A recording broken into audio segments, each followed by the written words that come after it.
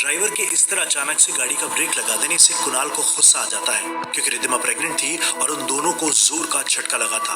कुणाल ने ड्राइवर को डांटते हुए कहा, ये क्या तरीका है? मैंने आपको बोला था ना कि मेरी वाइफ की तबीयत ठीक नहीं है, आपने तो अचानक से इस तरह से ब्रेक लगा दिया।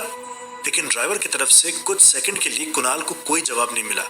कुणाल ने ध्यान से देखा, ड्राइवर के चेहरे पर डर के एक्सप्रेशंस थे। वह अपने रुमाल से अपने माथे का पसीना पोंछ रहा था। यह देखकर कुणाल को कुछ शक हुआ। ड्राइवर के कंधे पर हाथ रखते हुए पूछा, क्या हुआ, आप ठीक है ना? ड्राइवर ने घबराती हुई आवाज में जवाब दिया, साहब माफ कर देना साहब, लेकिन वो गाड़ी के सामने अचानक से कोई औरत आ गई थी। कुणाल ने आश्चर्य से पूछा, औरत आ गई थी? लेकिन मैंने तो किसी को नहीं देखा। ड्राइवर बुरी तरह से कांप रहा था, वह ठीक से बोल भी नहीं पा रहा था।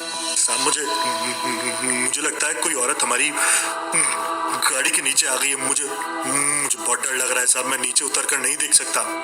लेकिन कुणाल को ड्राइवर की बात पर बिल्कुल भी भरोसा नहीं हुआ था, क्योंकि जिस वक्त ड्राइवर ने गाड़ी के ब्रेक लगाए थे, कुणाल भी बाहर की तरफ देख रहा था और उसने फिर से ड्राइवर को समझाने की कोशिश की, आप घबराइए मत, मुझे अच्छी तरह से बताइए, गाड़ी के सामने कोई नहीं आया था, शायद आपको कुछ हुआ है। एक मिनट रुकिए, मैं जरा बाहर चेक करता हूँ।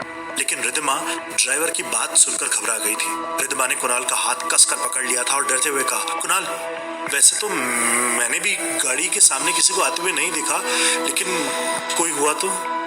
कुणाल समझ गया था कि रिद्धिमा ड्राइवर की बातें सुनकर डर गई है और इसलिए उसने रिद्धिमा से कहा, पागल हो क्या तुम? अगर कोई औरत गाड़ी के सामने आती तो क्या आवाज नहीं होती? मुझे लगता है ड्राइवर को कोई कंफ्यूजन हुआ है, मैं चेक करता हूँ। कुणाल गाड़ी के नीचे उतरा और उसने गाड़ी के चारों तरफ अच्छी तरह घूमकर देखा। वहां पर कोई नहीं था। कुणाल ने गाड़ी के बाहर से ही ड्राइवर को बाहर आने का इशारा किया। ड्राइवर अभी तक डरा हुआ था। डरते हुए ही वो गाड़ी के नीचे उतरा। क्या हुआ साहब, सब ठीक है ना?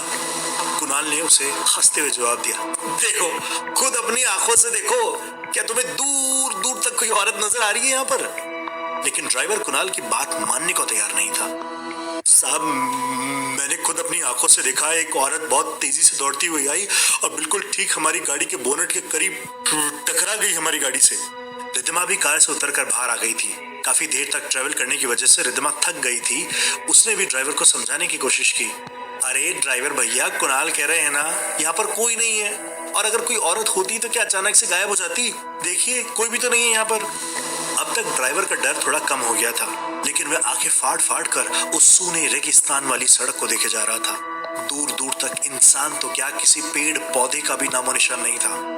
जोधपुर के आसपास का ये रेगिस्तानी इलाका काफी वीरान और सुनसान था।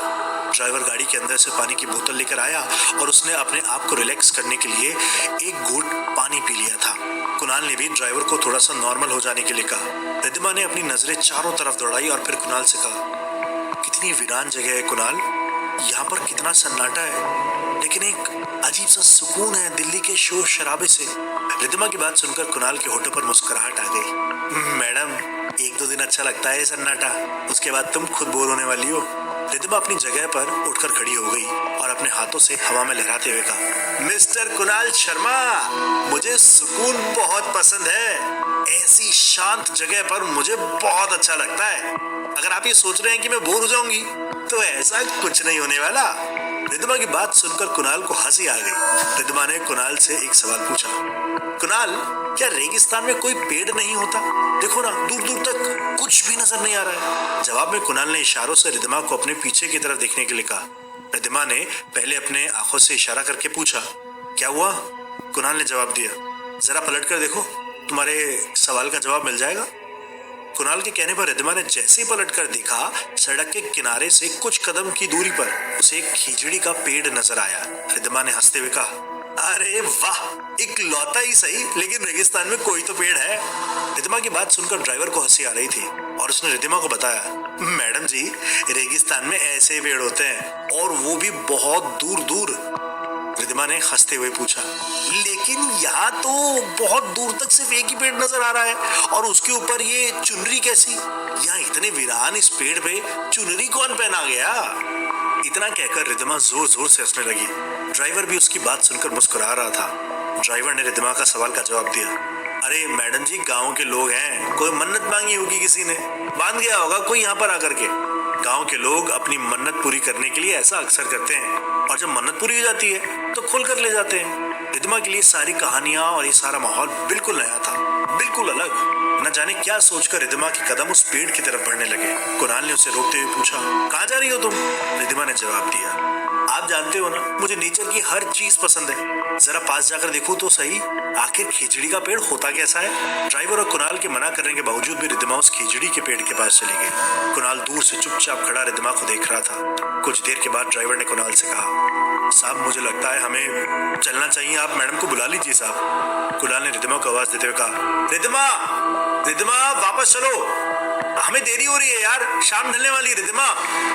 रिद्धिमा ने कहा, ठीक है कुणाल, चलते हैं। और इतना कहकर रिद्धिमा वापस उस पेड़ से सड़क की तरफ आने लगी। लेकिन ठीक उसी वक्त जोर से आंधी चली, ठीक वैसे ही जैसी रेगिस्तान में चलती थी। अचानक से धूल भरा एक तेज हवा का झोंका रिद्धिमा के सामने से गुजरा।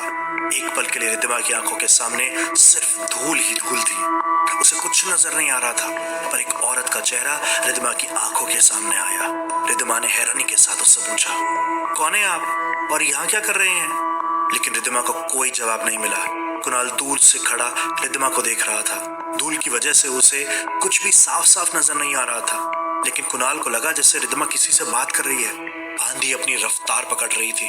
ड्राइवर ने कुणाल को समझाने की कोशिश की, साहब आप मैडम को जल्दी बुलाइए, अगर आंधी अपने पूरे जोर पर आ गई तो हम गांव तक नहीं पहुंच पाएंगे, बहुत मुश्किल हो जाएगी साहब। कुणाल ने एक बार फिर से रिद्धिमा को आवाज लगाई, इधर आओ, किससे बातें कर रही हो यार तुम? लेकिन ऐसा लग रहा था रिद्धिमा ने कुणाल की बात सुनी ही नहीं। धूल इतनी तेज थी कि कुणाल सिर्फ रिद्धिमा को देख पा रहा था। एक बार फिर से कुणाल ने रिद्धिमा को आवाज दी, रिद्धिमा यार क्या कर रही हो, वहां तूफान आने वाला है, हमें जल्दी निकलना होगा। इस बार रिद्धिमा ने कुणाल की बात सुन ली और वह तेज कदमों से चलकर कुणाल के पास आई। कुणाल ने फिर से पूछा, किससे बात कर रही थी यार तुम? रिद्धिमा ने मुस्कुराते हुए जवाब दिया, गांव की कोई औरत थी, इतनी आंधी में यहाँ भटक गई थी। मैंने पूछा उससे कि यहाँ क्या कर रही हो, लेकिन कोई जवाब ही नहीं दिया, लंबा सा घूंघट करके भाग गई। कुणाल ने रिद्धिमा को बड़ी प्यार भरे अंदाज में डांटते हुए कहा, क्या रिद्धिमा, ऐसे अनजान लोगों से बात करने की क्या जरूरत है, चलो बैठो गाड़ी में। जैसे रिद्धिमा गाड़ी में बैठने लगी, कुणाल का ध्यान रिद्धिमा के हाथ की तरफ गया और उसने घबराते हुए पूछा, रिद्धिमा तुम्हारे हाथ का वह धागा कहाँ गया जो माँ ने तुम्हें बांधा था, वो रक्षा सूत्र? रिद्धिमा ने भी अपने हाथ की तरफ देखा और फिर परेशान होते हुए कहा, अरे हाँ कुणाल, थोड़ी देर पहले तो मेरे हाथ में ही था, लगता है वहां पेड़ के पास गिर गया होगा, मैं लेकर आती हूँ।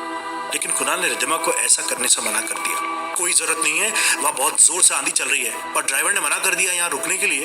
तुम चिंता मत करो, गांव में किसी पुजारी से तुम्हारे हाथ पर दूसरा रक्षा सूत्र बनवा दूंगा, आप जल्दी चलो, बैठो गाड़ी में।